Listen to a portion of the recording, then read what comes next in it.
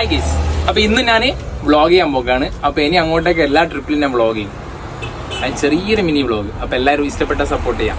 അപ്പൊ ഇന്നത്തെ ട്രിപ്പ് എന്ന് വെച്ച് കഴിഞ്ഞാൽ കണ്ണൂരേക്കാണ്. അപ്പൊ നമ്മൾ മരുതായി റോഡ്, മട്ടന്നൂർ മരുതായി റോഡുമ്പോൾ തന്നെയാണ് എടുക്കണ്ടേ.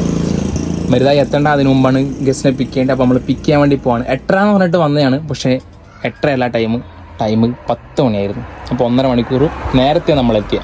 എന്നാലും കുഴപ്പമില്ല, നമുക്ക് കുറച്ച് വീടെടുക്കാനുള്ള സമയം കിട്ടിയില്ല.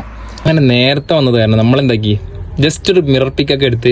അതുപോലെ നമ്മളെ സഹാദ് ഇട്ടിരിക്കുന്നുണ്ട്. സഹാദ് എന്ന് പറഞ്ഞാൽ എൻ്റെ മെയിൻ ചങ്കാണ്. ആ ഗൾഫിലായിരുന്നു, ഇപ്പം നാട്ടിൽ വന്നിട്ട് എന്താ പറയുക എൻ്റെ കൂടെ ഉണ്ട്. ഇതാണ് കേട്ടോ ആള്. ഹായ് സഹാദ്, ഹായ് പറഞ്ഞു. ഹായ്.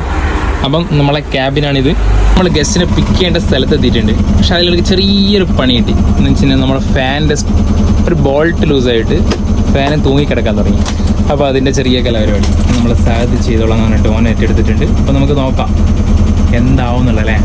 അങ്ങനെ ഒടുവിൽ നമ്മളെ ഫാൻ റെഡി ആയിട്ടുണ്ട്. ഫാൻ റെഡി ആയാലും മാത്രമല്ല, ആ ഫാനിനെ ഇട്ടിട്ട് ഓൻ കാറ്റുകൊണ്ടിരിക്കുകയും ചെയ്യുന്നുണ്ട്. കണ്ടാ ഓൻ്റെ ഒരു ഇൽമ ഉണ്ടാ. നമുക്ക് വണ്ടി പാർക്ക് ചെയ്യാൻ അടിപൊളി സ്ഥലം തന്നെ കിട്ടിയിട്ടുണ്ട്. അങ്ങനെ നമ്മളിവിടെ വണ്ടിയുടെ സേഫായിട്ട് പാർക്ക് ചെയ്ത് വെച്ചിട്ടുണ്ട്.